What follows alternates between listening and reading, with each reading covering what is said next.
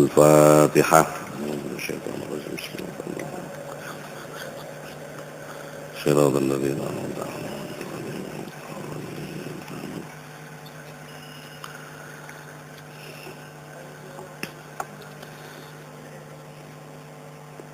بسم الله الرحمن الرحيم. الحمد لله الذي تعرف إلى عباده بكتابه المنزل على لسان نبي المرسل بأنه في ذاته واحد لا شريك له فرد لا مثل له صمد لا ضد له متوحد لا ند له وأنه قديم لا أول له أزلي لا بداية له مستمر الوجود لا آخر له أبدي لا نهاية له قيوم لا انقطاع له دائم لا انصرام له لم يزل ولم يزل موصوفا بنعوت الجلال لا يقضي عليه بالانقضاء تصرم الآماد والآباد وانقراض الآجال بل هو الأول والآخر والظاهر والباطن وهو بكل شيء عليم والصلاة والسلام على سيدنا ونبينا ومولانا محمد الداعي بسنتي إلى السعادة والأدب الرصين وعلى آله وأصحابه الهداة المخلصين والدعاة إلى الله المرشدين. Para hadir hadirah jamaah salat fardu maghrib yang dimuliakan Allah Subhanahu wa taala. Alhamdulillah atas izinnya di kesempatan malam hari ini Allah masih berkenan memberikan nikmat sehat kepada kita, nikmat sempat.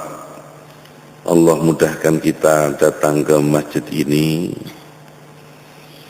untuk memenuhi panggilannya, menunaikan sholat fardu maghrib dengan berjamaah. Senyampang itu marilah kita niatkan kehadiran kita, keberadaan kita di masjid ini untuk i'tikaf sunnatan lillahi ta'ala. Kita niatkan silaturrahim, kita niatkan tolabul ilm, kita niatkan taqarrub kepada Allah Subhanahu wa ta'ala dan istinab an-nawahihi. Semoga Allah senantiasa memberikan kemudahan kepada kita dalam melakukan penghambaan kepadanya. Para hadir-hadirah yang dimuliakan oleh Allah Subhanahu wa taala, masih membincang tentang mahabbah. Orang yang disebut al-arif billah, yang dalam bahasa Imam Bedawi disebut orang yang telah mendapatkan nikmat hidayah berupa kasful qulub, terbukanya mata hati. Maka siapapun yang Allah telah bukakan mata hatinya, mereka tidak pernah menyintai kecuali kepada Allah Subhanahu wa ta'ala. kalau toh pun harus menyintai apapun kecuali Allah SWT semata-mata karena menyandarkan kepada Allah Subhanahu wa Ta'ala. Keniscayaan kita menyintai Allah, demikian juga menyintai Nabi kita Muhammad sallallahu alaihi wasallam, maka menyintai Nabi ini dalam rangka menyintai hambanya yang dicintai oleh zat yang harusnya kita cintai, dan begitu seterusnya.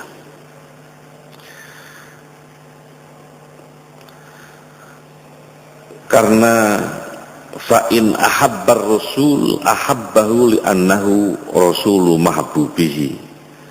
Kalau orang itu menyintai Nabi kita Muhammad sallallahu alaihi wasallam sungguh karena kita menyintai Nabi itu karena Nabi merupakan utusan dari zat yang dicintai. Fa'in ahabbas sahabah fali'annahum mahbubu rasulihi wali'annahum muhibbuhu wa abiduh wal muwadhibuna ala ta'atih. Kalau harus menyintai sahabat-sahabat Nabi, sesungguhnya konteksnya adalah menyintai orang-orang yang dicintai oleh utusan zat yang kita cintai. Mengapa? Karena para sahabat itu begitu menyintai makhluk yang dicintai oleh Allah yang mestinya kita cintai. Dan mereka para sahabat itu adalah orang-orang yang memenuhi, mematuhi, mentaati seluruh apa yang telah diperintahkan Allah dan Rasulnya. Sampai kalau harus seseorang itu menyintai, menyukai makanan misalnya, maka fa'innahu yuqawwi markabahul ladzi bihi yasilu ila mahbubihi. Jadi kalau sampai harus menyenangi satu jenis makanan tertentu, itu pun dalam rangka dia yakini bahwa apa yang dia konsumsi itu mampu menguatkan badannya untuk bisa wusul, untuk bisa sampai kepada zat yang dicintainya. Lebih dari itu, fa'in ahabbad dunya fali'annaha zatuhu ila mahbubihi. Kalau harus menyintai dunia yang fana ini, sesungguhnya karena dia meyakini dunia itu merupakan bekal yang mampu mengantarkan sampai kepada zat yang dicintai. Dan menyintai apa saja di muka bumi ini, dari flora, fauna, maka yang bersangkutan tetap meyakini karena itu adalah makhluknya, ciptaan zat yang dicintainya, dan merupakan indikator dari keelokan, keindahan, keagungan zat yang dicintainya. Niku kalau orang sudah al-arif billah, maka selalu melihat segala sesuatu itu positif dan menyandarkan bahwa ini ada bagian, sekalipun itu terkecil, bagian yang paling kecil yang ada hubungannya dengan Allah sebagai zat yang dicintainya. Sesungguhnya bagi orang yang ma'rifat billah, rasa enak atau rasa puas itu ketika sampai pada menyintai Allah Subhanahu wa ta'ala yang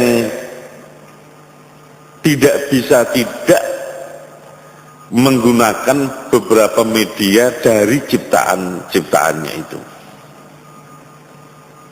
Ladzatul arif fi mutala'atil hadratir rububiyah. Kepuasan yang dirasakan oleh orang yang telah ma'rifat billah itu ketika melihat hadrah rububiyah,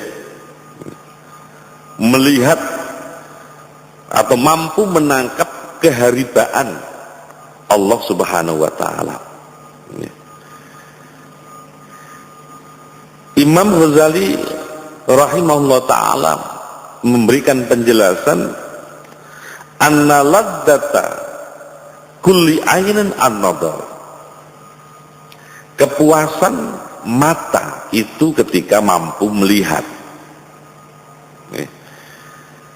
Waladzatul arif fid dunya fi mutala'ati jamal hadratur rububiyah a'dhamu min kulli ladzatin yutasawwaru ayyakuna fid dunya siwaha. Kepuasan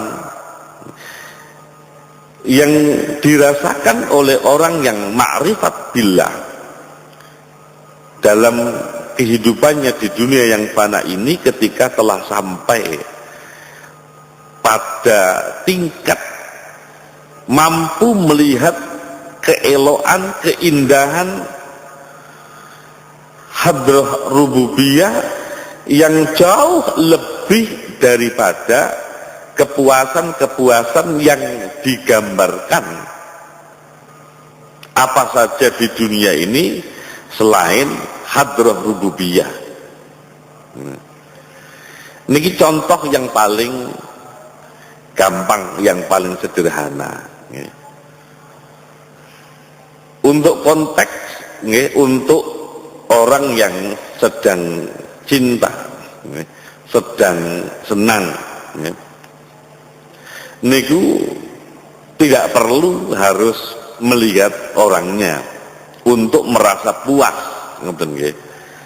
menyebut namanya, melihat rumahnya.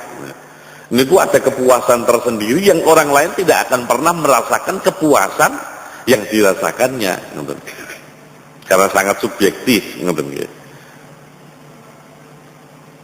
Niku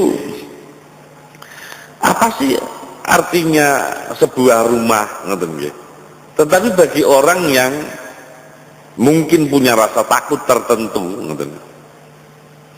nggak usah harus ketemu fisik dengan orang yang ditakuti, beberapa meter jarak dari rumah orang yang ditakuti saja dia sudah merasa ketakutan. Itu artinya ada sesuatu yang lain dari sekedar fisik yang menjadi perantara mengapa orang itu menjadi cinta kepada Allah SWT. Jadi melihat apa saja yang ada di muka bumi ini, yang dilihat bukan semata-mata fisik apa saja yang dilihatnya, tetapi dia selalu memulangkan, selalu mereferensikan, selalu mengembalikan bahwa keindahan itu ada. Dalam keindahan wujud fisik makhluk itu ada keindahan Allah Subhanahu wa ta'ala. Jadi kalau misalnya ada seorang laki-laki kemudian mendapat hadiah makanan dari seorang perempuan yang disenangi, maka rasa nikmat atau enaknya makanan itu melebihi dari sekedar enaknya komposisi makanan yang diadunkan itu, karena dari seseorang, itu beda ketika dia menerima makanan yang sama dari orang lain. Jadi bagi orang al-arif billah, melihat semua apa yang ada di alam semesta ini, melihat keindahan tidak semata-mata fisik dari alam semesta itu yang indah diciptakan oleh Allah, tetapi akan kemudian merasa menikmati keindahan Allah yang maha indah. Logikanya, wadzalika li'anna al-ladzah ala qadri syahwah. Orang puas itu didasarkan pada kadar seberapa keinginannya. Jadi misalnya daharan enak nopo mawon niku nek mboten karep nggih mboten saged diraosaken nikmatnya. Tetapi bagi orang yang lapar ngoten nggih mboten usah nunggu enak ngoten. Sak wontene napa sing kira-kira dia merasa bisa menghilangkan rasa lapar kan niku pun enak ngoten. Terus enak lan mboten niku didasarkan pada seberapa kekuatan keinginannya terhadap sesuatu yang dianggap enak itu. Wa quwwati syahwah ala qadril mula'amah wal muwafaqah ma'al mustaha.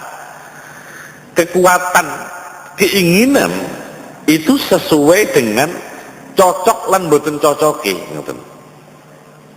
Padha-padha kepengin sate tapi dia ya sudah maniak kudu satene Pak A, satene Pak B, satene Pak C, ngoten. Wis kadung dicocoki, ngoten. Maka kalau kemudian diberikan sate selain yang bikinan apa yang di luar yang disenangi, dia tidak merasakan lebih dari sekedar ketika itu didapat dari orang yang disenangi, ngoten. Terus orang itu menjadi keinginannya bertambah didasarkan atas apakah dalam saat yang sama dia membutuhkan atau tidak, dan ketika dia harus disajikan apakah itu sesuai dengan yang diinginkan atau tidak. Secara umum untuk menjelaskan ini dikatakan kali Imam Ghazali wa kama anna awfaqal asya'il abdan al-aghdiyah, yang paling pas, segala sesuatu yang paling pas untuk tubuh kita, untuk organ tubuh kita ini makanan. Karena real tubuh kita ini tumbuh berkembang dengan mengasup atau mengkonsumsi makanan. Sama wa awfaqul asya' lil qulub al ma'rifah. Segala sesuatu yang paling dicocoki oleh hati itu ma'rifat. Mengetahui sesuatu, substansi dari sesuatu itu. Karena itu fal ma'rifah ghoda'ul qalbi. Mengetahui sejatinya sesuatu itu menjadi konsumsi hati. Yang dimaksud oleh Imam Ghazali itu hati di sini ruh. Ruhur Rabbani, sebagaimana Allah telah ngendikan di dalam surat Al-Isra, qulir ruhu min amri rabbi. Jadi hakikat ma'rifat mila, dan ini ngendikan Imam Baydawi mboten saged mendadak ada nih, mboten saged, harus ada intervensi dari Allah SWT, harus disuwun.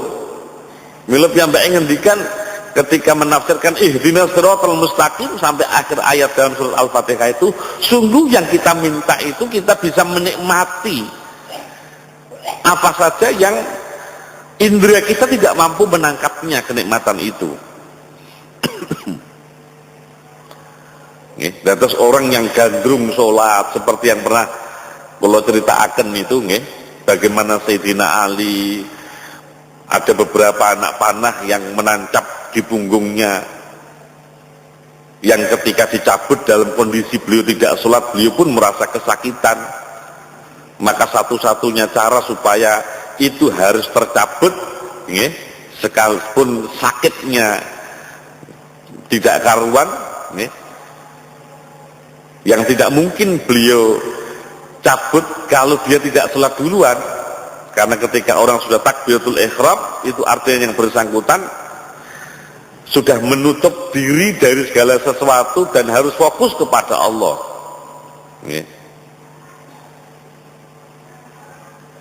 Nah, ketika beliau sudah takbir Allahu Akbar, maka siapapun orang yang bertakbir kecuali batal dengan sendirinya niku haram, dosa hukumnya membatalkan, ngoten.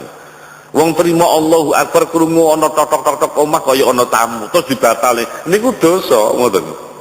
Mboten pareng. Luwih hadi salate wong pun kadung takbiratul ihram, kecuali nembe masang sajadah kok krungu ana tamu. Lah niku terus dibukane tamu mboten napa-napa, mbukaaken tamu riyin niku. Tapi kalau sudah Allahu Akbar pantang untuk membatalkan diri. Maka dengan komitmen ini Sayyidina Ali, yes, bah lorone kaya apa aku tak salat ae, supaya tidak mampu nggih memanjakan rasa yang luar biasa sakitnya. Terus mboten sakit mengerang. Paribasane nek dicopot biasa mboten salat niku mesti mengadu. Aduh lorone ngoten. Tapi ketika Allahu Akbar sak lorone kaya apa nggih, piyambake tahan untuk supaya tidak mengadu. Lho niku kok dicopoti siji-siji mboten kraos. Niku ketika beliau sudah salam baru beliau ingat, wahai sahabat, mengapa engkau tidak menunaikan apa yang aku pinta? Napa niku? Lah kalau kan kula nyuwun jenengan sedaya njabuti anak panah semua kami lakukan. Sudah kami lakukan. Sahabat-sahabat itu kemudian berkesimpulan, oh nek ngono mau ora krasa, ngoten. Sama seperti misalnya, nggih, kalau itu benar, nggih, jenengan siapapun yang berkesempatan nderek napa ziarah wali terus sampai di Pasujudan Sunan Bonang, Kecamatan Lasem, Kabupaten Rembang. Jadi mboten yang di makamnya di Tuban niku mboten. Niku wonten tempat namanya Pasujudan. Pasujudan itu batu, ngoten. Yang karena beliau aktif sholat yang meriku, nggih. Mboten kita sedaya mboten mengertosi seberapa lama Kanjeng Sunan Bonang niku sholat, seberapa banyak Kanjeng Sunan Bonang sholat, tapi waktu sing atos niku kok mendadak ngecap, ngoten nggih. Ngecap samparane, ngecap napa jenenge niki lututnya, ngecap niki jidatnya, ngecap astone ngoten. Raose kok mboten mungkin beliau iku natah iki kanggo sikilku, iki kanggo tanganku, mboten. Nyatanya ngoten. Awalnya kula nggih mboten percaya, terus bareng kula mriku terus kula mencoba paham. Entah telah berapa ribu orang, mungkin telah berapa juta orang nggih datang ke Pasujudan itu hanya kepengin tahu terus ngelus batu itu, ngoten nggih. Sebegitu banyaknya orang mengelus batu yang kasar itu, yang atos itu, yang keras itu, kok batu niku mendadak menjadi halus, ngoten. Nah niku berarti salat niku dalam perspektif beliau mboten sekedar menghabiskan bacaan dalam sholat semata, napa malih memahami niku sebagai sebuah kewajiban. Nggih ditanek-tanek nih sholat ini ku ngoten. Mila kalau Kanjeng Nabi akan sholat ngatos bengkak kakinya, niku luar biasa karena beliau sudah mampu, ngoten nggih, merasakan nikmatnya saat orang itu menjalankan sholat. Itu karena di sana ada ma'rifah, ngoten. Kepuasan yang dimiliki seseorang, nggih, karena ma'rifat tadi itu, niku mboten mungkin ngendikan Imam Ghazali, wa hadzal ruh la yakunul baim, enggak akan pernah mungkin ada pada makhluk selain manusia. Waliman huwa fi misli haliha minal insan. Termasuk nggih, semua orang berpotensi untuk mendapat ma'rifat billah itu.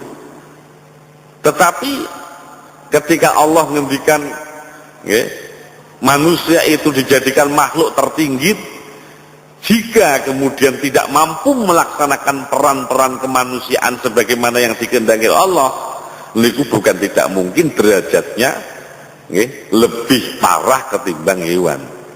Balhum adol, yang mampu menangkap ma'rifat billah niki nggih, di samping para nabi, orang-orang yang kemudian kita sebut waliyun min auliyaillah yang ma'rifat billah itu, Sebagaimana Allah berfirman di dalam Al-Qur'an surat Surah niku. A'udzubillahi minasyaitonir rajim wa kadzalika auhayna ilaika ruham min amrina ma kunta tadri mal kitab walal iman walakin ja'alnahu nuran nahdi bihi man nasya' min ibadina. Hanya orang-orang tertentu yang dikehendaki oleh Allah. Dan niki nyun sewu, Allah itu menghendaki siapapun hambanya bisa ma'rifat billah.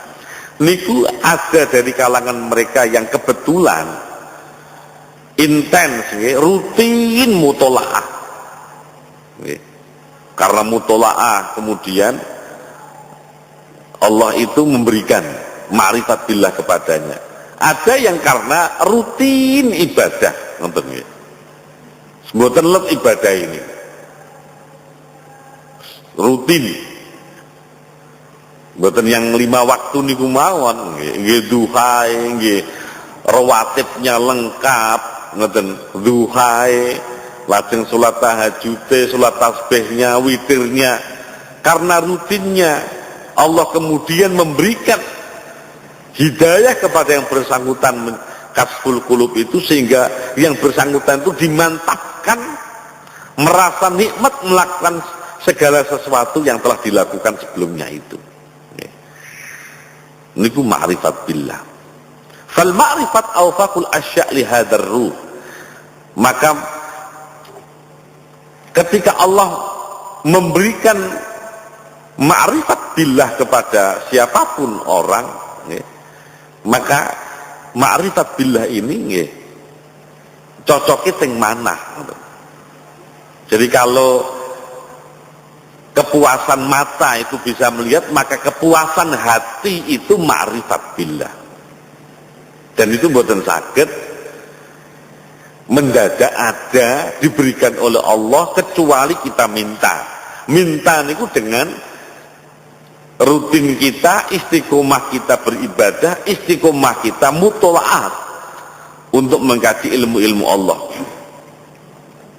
Niku dari banyak pengalaman, banyak kiai yang ngendikan si A si B itu kemudian dikehendaki oleh Allah menjadi waliyun min auliya'illahi ta'ala, sesungguhnya mboten karena ilmunya,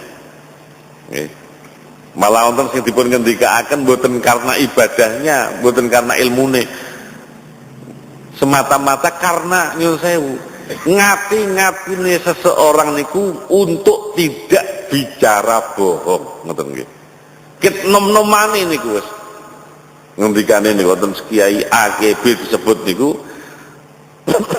orang yang pernah mengenal masa mudanya, janjane ya ora sapa-sapa aku kenal persis, ngoten. Tapi nek saiki terus dadi wali ngono ya sembuh pangeran sing ngersakne. Tapi sing tak eling-eling ngoten nggih. Satu kelebihan dari yang bersangkutan mboten nate goroh, ngoten niku lho. Ya iki angel. Ngoten niku Allah kalau sudah menghendaki pintunya banyak dari manapun. Tetapi mesti ada sesuatu yang lebih dari orang itu ketimbang orang lain. Jadi ku nek cocok-cocokan ngoten niku. Li anal awfaq li kulli syai'in khasiyatuhu. Segala sesuatu itu pas lan boten itu ya sesuai dengan karakternya, spesifikasinya. Kados misalnya dipun ngendikaaken fasautu thayyib la yuwafiqul basar. Suara yang indah niku nggih niku mboten kangge mripat, kangge telingan kita. Mengapa mboten cocok?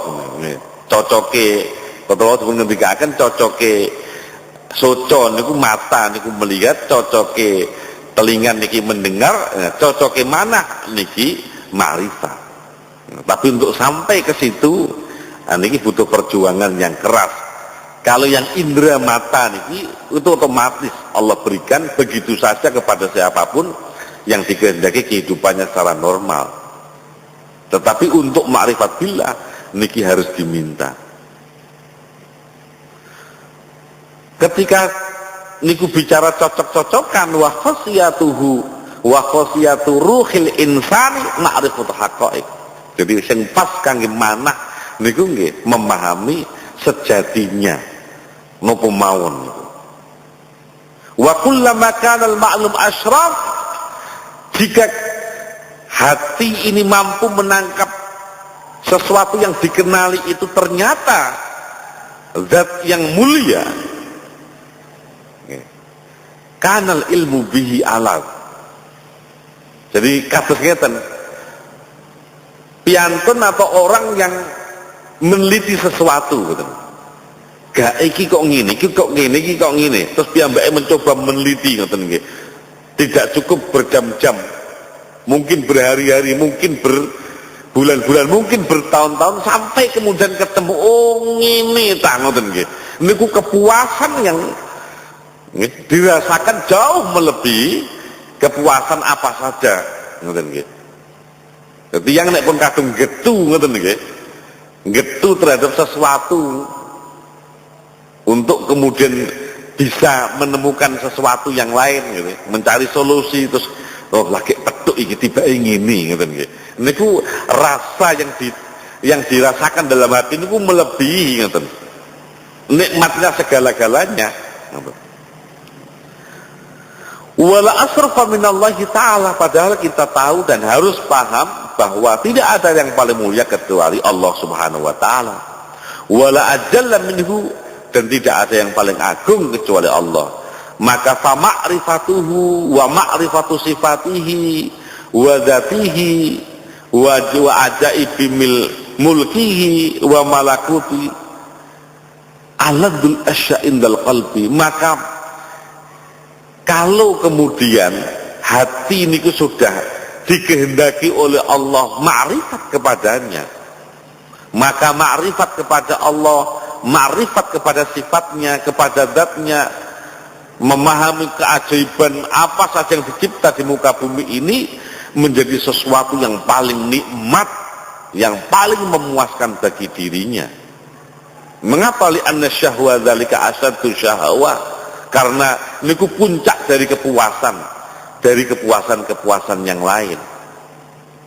Walidzalika tukhlaqu akhiran ba'da sa'iri syahawat, karena itu puncak ma'rifat billah nggih. Ma'rifat billah niku merupakan puncak kepuasan dari semua kepuasan dan kenikmatan yang pernah dirasakan oleh siapapun manusia. Hanya sampai mriku napa mboten niku sing kemudian kita berupaya. Wa kullu syahwatin ta'akharat fa ya aqwa mimma qablaha. Segala keinginan yang muncul paling akhir niku berarti lebih kuat, dirasakan kenikmatannya ketimbang apa saja yang sebelumnya. Niki wonten teori yang menyatakan itu. Jadi orang itu kebutuhannya, kepentingannya bertahap, ngoten nggih. Bagi orang tertentu niku mboten trimo, dahar itu sudah tidak lagi menjadi sesuatu yang dapat memuaskan dirinya. Napa malih wareg niku pun mboten digoleki. Tapi bagi nggih banyak orang yang penting wareg ngoten nggih. Tapi bagi komunitas tertentu wareg niku mboten sesuatu yang dicari, tapi rasa ngoten nggih. Goleki punan ngoten. Maka untuk makan saja mencari restoran, mencari tempat, mencari yang harganya berlipat-lipat dari yang mendadakan pokoknya wareg kalau wau niku ngoten. Tapi bagi orang tertentu niku sudah tidak lagi ngoten nggih. Kepuasannya niku mulai pada tersedianya kendaraan. Baru tersedia mawon pun remen. Tapi bagi orang tertentu kendaraan itu bicara kenyamanan. Pondok-pondok kendaraan ini mboten nyaman, piyambake mboten purun, maka kalau nggak nyaman tidak, ngoten. Jadi wonten orang sing pokoke ana mawon alhamdulillah. Tapi bagi orang tertentu mboten, harus nyaman dengan segala resikonya, ngoten nggih. Terus sering kula critakaken niku nggih. Satu waktu ada orang beli Mercy baru, kemudian saudaranya nanya, "Mas, perawatannya apa enggak mahal?" Jawaban ini dan luar biasa. Wong kepengin enak kok mikir larang, ngoten. pengen enak kok mikir rekoso lho ngoten. Kalau surga itu nikmat, lah kok mikir rekasane salat, mikir rekasane siam, mikir rekasane haji, mikir rekasane zakat. Itu sudah menjadi wis digoleki wong sing digoleki niku puas ngoten. Sami ngoten. Bagi orang tertentu rumahnya yang penting ono kudanan ora udan ora kudanan, panas ora panas niku alhamdulillah. Tapi bagi orang tertentu nggih niku malah golek sing sepi-sepi ngoten nggih. Dia beli bukit kemudian buat rumah di keterasingan ngoten nggih. Padahal kita niku golek omah sing rame ngoten nggih. Sing kathah tangga bagi orang tertentu merasakan kenyamanan, merasakan kepuasan itu kalau dalam kesendiriannya. Ngoten. Nah niki pun mboten saged dipetung bagi orang yang kebutuhannya wis pokoke bisa sare ora kudanan ora panasan niku pun mboten nyandak ten mriku niku. Tetapi seumpama niki nggih dipun ngendikake Imam Ghazali fa awwalu ma tuhlaqu syahwatut ta'am. Siapapun kita nggih ketika terlahir di muka bumi niki alit niku mboten paham sama sekali makan itu manfaatnya apa ngoten. Maka ibu niku yang paling paham anak ini harus diberikan asupan. Nek mboten paham kok lara sing lara nek lara niku sing susah ibune. Anak tidak ngoten nggih, belum paham. Sampai satu waktu kita kira umur tamyiz nggih menjelang balik sudah mencoba memahami nggih keinginan untuk makan, sudah pilih-pilih. Nggih, makan sing niku sing enak, nyuwun sing niki nyuwun niku. Nggih. Setelah itu nyuwun sewu. Nggih, ketika kemudian usianya semakin bertambah, maka sudah mulai ada kebutuhan sublimasi seksual, biologisnya niku butuh. Nggih, ada sublimasi, ngoten. Jadi nek riyen niku ketika kecil anak hanya mencoba memahami. Nggih, kadang-kadang mulai dari pertanyaan mengapa saya beda dengan kakak saya yang perempuan. Nggih. Nek perempuan kok rambutnya dawa, saya dan beberapa kakak yang lain yang laki-laki rambutnya kok cendek, ngomong ngoten mawon. Oh ternyata membedakan jenis kelamin sampai akhirnya nggih napa basa Jawa niku pacuk-pacukan jodoh-jodohan. Sampai kemudian ada keinginan untuk menikah. Jadi keinginan menikah summatuk laku syahwatul wiqa. Orang yang sudah keinginannya sampai pada keinginan menikah, maka dia tinggalkan keinginan semata-mata hanya makan. Konsentrasi ini pun tenggone menikah niki. Malah kadang-kadang nek mboten dipenuhi wis ora enak mam ngoten.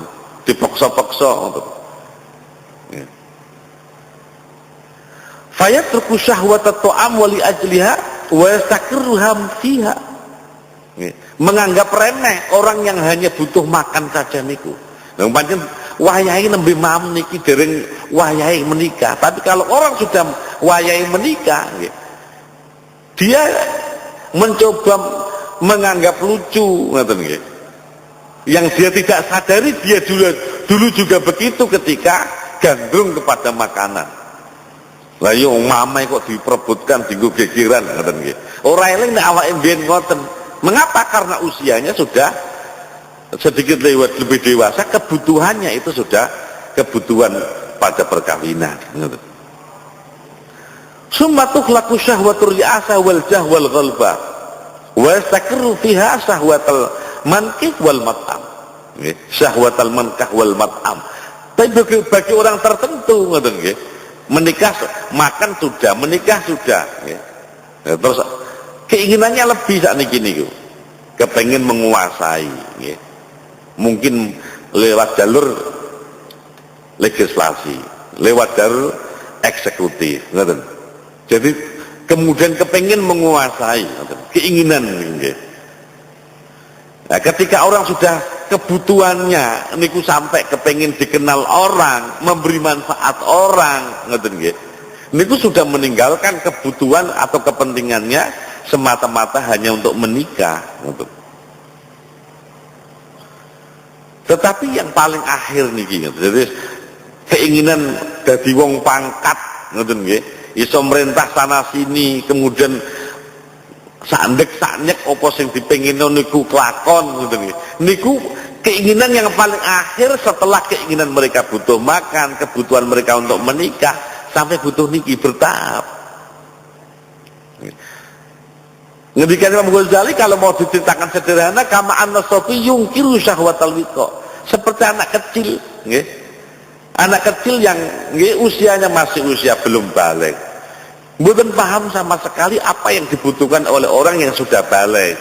Malah kalau orang itu nyun sewu, nggih, belum balik kemudian mendengar keluarganya, kakaknya untuk perhelatan perkawinannya aja tidak, nggih, kurang dari 20 juta, 30 juta, ngoten nggih. Yang bersangkutan hanya bisa geleng-geleng kepala. Ada apa? Ada kok ngene iki, kok borosan macam-macam, durung nglakoni. Nek pun wanci yang bersangkutan juga akan lebih dari itu, ngoten nggih. Sama. Ya, karena ada penahapan-penahapan niku. Jadi intinya bahwa orang itu kalau masih pada tahap kepentingan yang terpenuhi itu makan, belum akan merasa butuh, nggih, untuk sandang, untuk papan, apalagi kenyamanan, keamanan.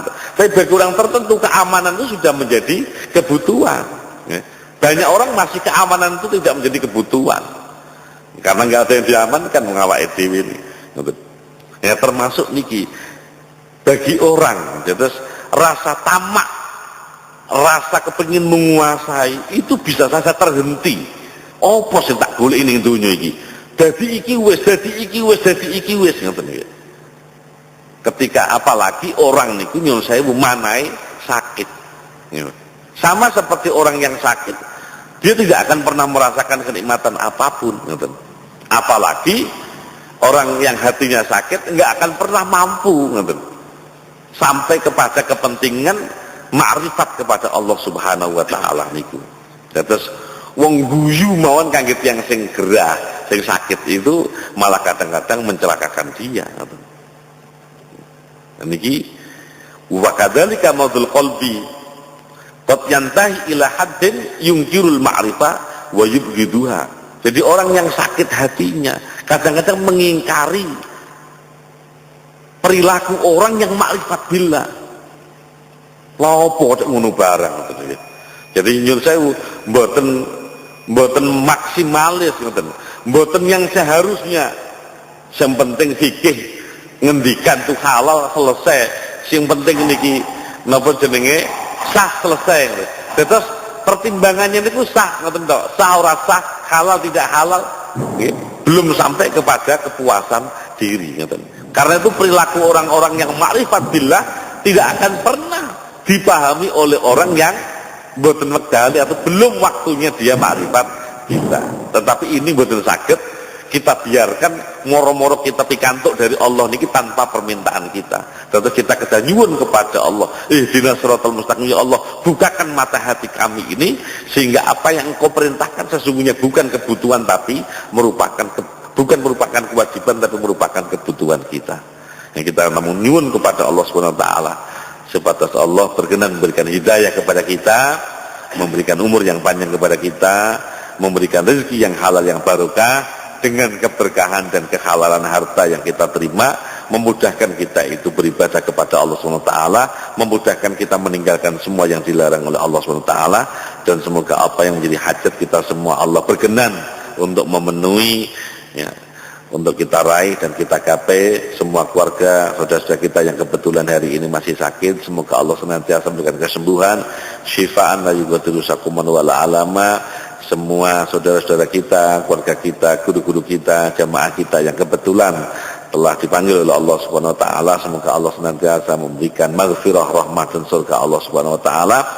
Dan anak-anak kita semoga Allah senantiasa bimbing menjadi aulad dan sholihin, menjadi investasi ukhrawi bagi kita orang tua dan keluarganya, menjadi qurrata a'yun yang menunjukkan mata hati kita orang tua dan keluarganya, menjadi imaman lil muttaqin. Allah jauhkan mereka menjadi musuh dan fitnah bagi orang tua dan keluarganya.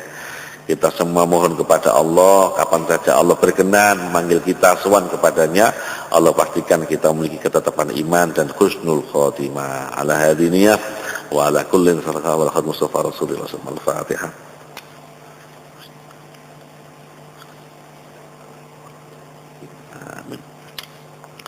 Wallahu a'lam bis-shawab. Subhanakallahumma bihamdika asyhadu an la ilaha illa anta astaghfiruka wa atubu ilaik.